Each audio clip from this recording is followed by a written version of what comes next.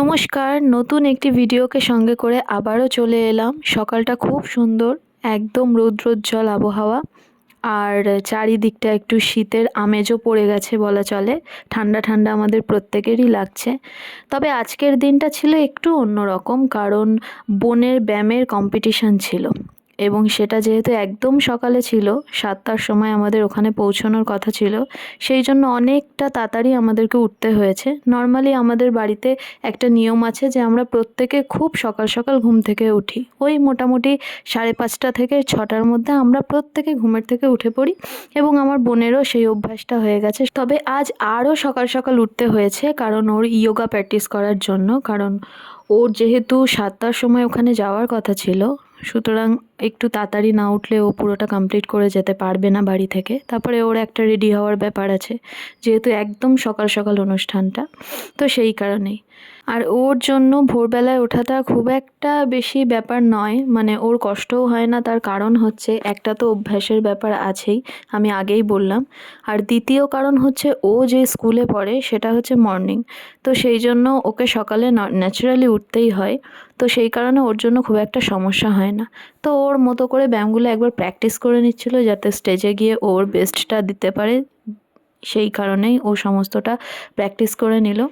টুকিটাকি ভুল হচ্ছে, আবার ভালো হচ্ছে। মোটামুটি একটুখানি নার্ভাসও ছিল ও, যে এটা আমরা হয়তো সবাই থাকি, যে স্টেজে ওঠার আগে আমাদের একটুখানি মনে হয় যে আমরা ঠিকঠাক যেটা প্রেজেন্ট করার জন্য উঠছি সেটা আদৌ সবার সামনে ঠিকঠাকভাবে প্রেজেন্ট করতে পারবো কি না।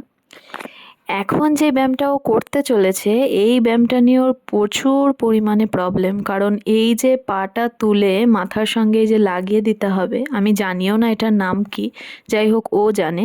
তো এইটা করতে গিয়ে ওর অনেকবার পাটা পড়ে যাচ্ছিল। তো ও মনে মনে ভাবছিল বা এটা বলছিল যে স্টেজের ওপর যখন করব, পাটা যদি একবার পড়ে যায় তাহলেই কিন্তু আমি ওখানেই আমার পুরো নাম্বারটা কিন্তু কেটে নেবে।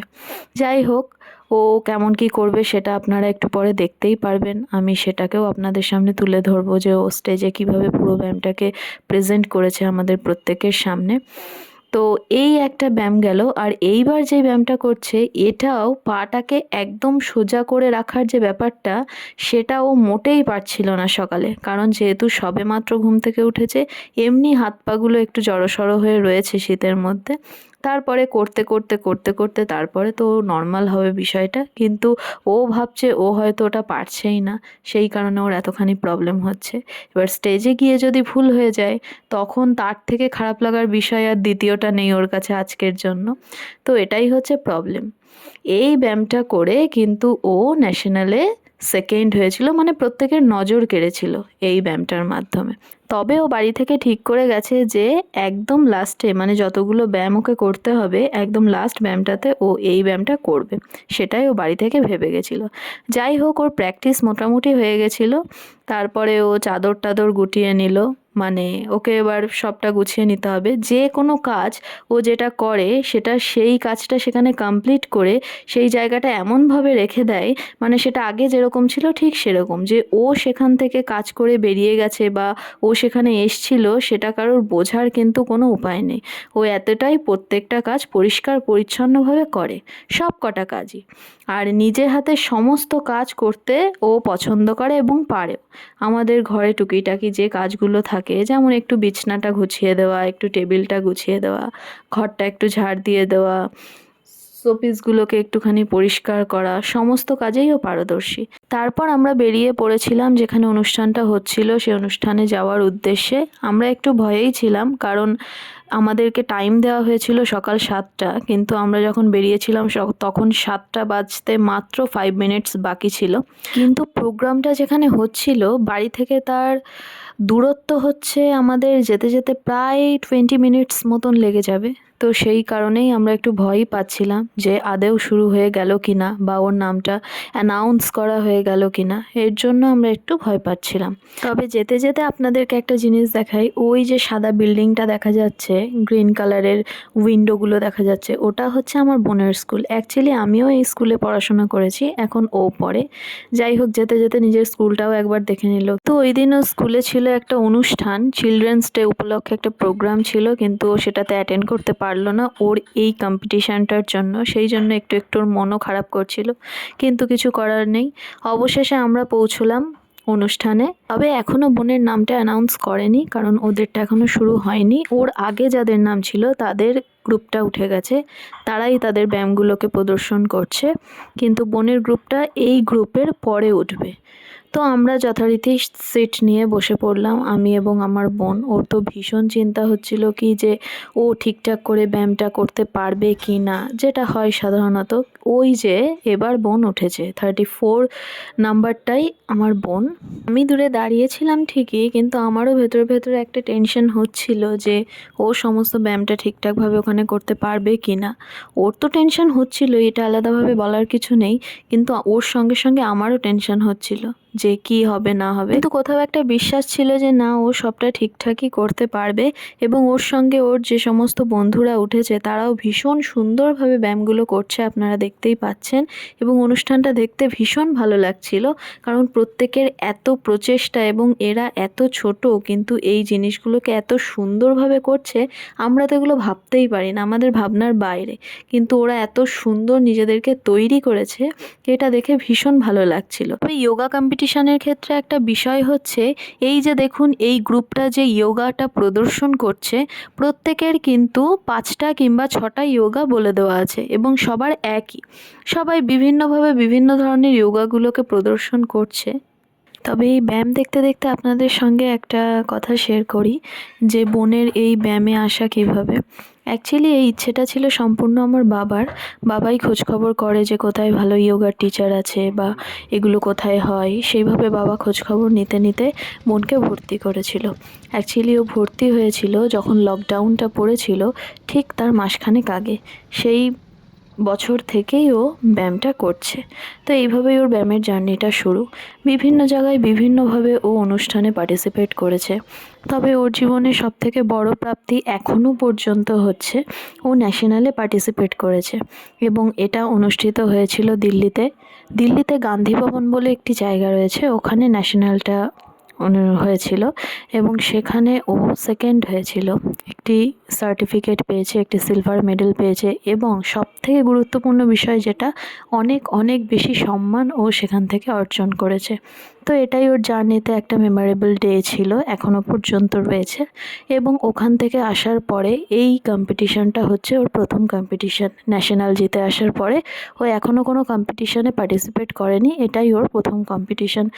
যাই হোক, এবার স্টেজ থেকে নেমে এসে ওদেরকে প্রথমেই দিয়ে দিয়েছিল টিফিন, যেহেতু ওদের অনেকটা বেলা হয়ে গেছিলো এবং তারপরে টিফিন দেওয়ার রাউন্ডটা চলছিল। ওদেরকে টিফিনে দিয়েছিল একটা ডিম সেদ্ধ আর লুচি দিয়েছিল 4টে, আর একটুখানি তরকারি দিয়েছিল, কিন্তু কোনোটাই ও তখন খায়নি, কারণ কোনো জায়গায় গিয়ে ও কোনো কিছু ঠিকঠাকভাবে খেতেই পারে না। এটা ওর একটা প্রবলেম বলা চলে। কিছুই ও ঠিকভাবে খায়নি, লাস্টে অনেকটা খাবার নষ্টও হয়েছিল, ফেলে দিতে হয়েছিল। তবে ডিমটা ও খেয়েছে, কারণ ডিম ওর ভীষণ পছন্দের খাবার, সেই কারণে ডিমটা খেয়েছে। খাওয়া দাওয়া কমপ্লিট হয়ে যাওয়ার পরে স্টেজ থেকে নাম ডেকেছিল যে আমাদের স্টেজে এসে দেখা করুন, মানে ওদের যে চেস্ট নাম্বারটা ছিল সেই নাম্বারটা বলে ডেকেছিল। অ্যাকচুয়ালি ওদেরকে ডেকেছিল ওদের সার্টিফিকেটে, মানে যারা ওখানে পজিশন পেয়েছে তাদের জন্য সার্টিফিকেটে যে ফাদার্স নেমটা লিখতে হবে, সেই ফাদার্স নেমটা জানার জন্যই ওদেরকে ডেকেছিল। এরপর বলে আসার পরে যখন ও জানতে পারলো যে ও কিছু একটা হয়েছে, মানে ও জানে না যে ও কী হয়েছে, কিন্তু কোনো একটা পজিশনও পেয়েছে, তো সেটা জানার পরে মনটা খুশি হয়ে গেছিলো। তখন এত খেলা করছিল ওর ওই বন্ধুর সঙ্গে, ওর বন্ধুও কিছু একটা হয়েছে, ওই জন্য দুজনারই মনটা ভীষণ ভালো ছিল। এরপর শুরু হয়েছিল বড়দের গ্রুপটা ব্যায়াম শুরু করেছিল।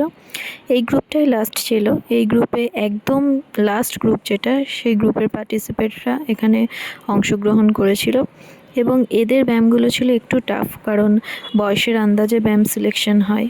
তো এই ব্যায়ামগুলো যেরকম টাফ ছিল, দেখতে ততটাই ভালো লাগছিল। তো এদের গ্রুপের পরেই আশা করা যায় যে কে কী পজিশন পেয়েছে সেই নামগুলো অ্যানাউন্স করা হবে।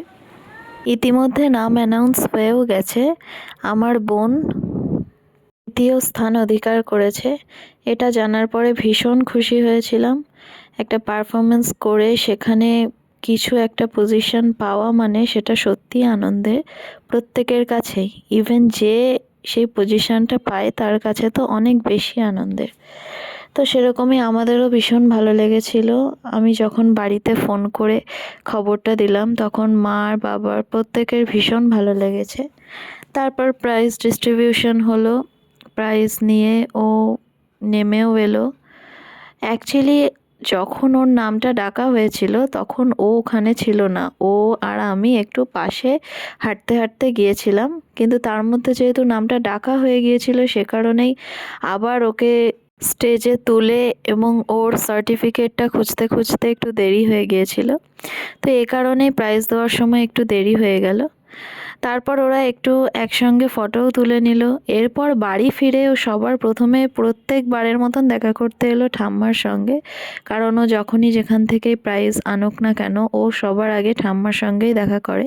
ফোনে তো খবর দেওয়াই হয়ে যায় এবং বাড়ি এসে যখন ও মিট করে সেটা সবার আগে ঠাম্মা, এবং ঠাম্মাকে এসে ওর সার্টিফিকেট, মেডেল আর যে প্রাইজটা মানে যে ট্রফিটা পেয়েছিল সেই সব কটাই ঠাম্মাকে দেখালো। ঠাম্মা ভীষণ, প্রত্যেকবারের মতন ঠাম্মা ন্যাচারালি ভীষণ আনন্দ পেয়েছে আর প্রাইজগুলো ঠাম্মার কাছেই দিয়েছে।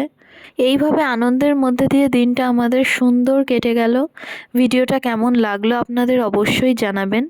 যদি সত্যিই ভালো লেগে থাকে একটা লাইক করে দেবেন, একটা শেয়ারও করে দিতে পারেন। দেখা হবে অন্য আরেকটি ভিডিওতে। Thank you.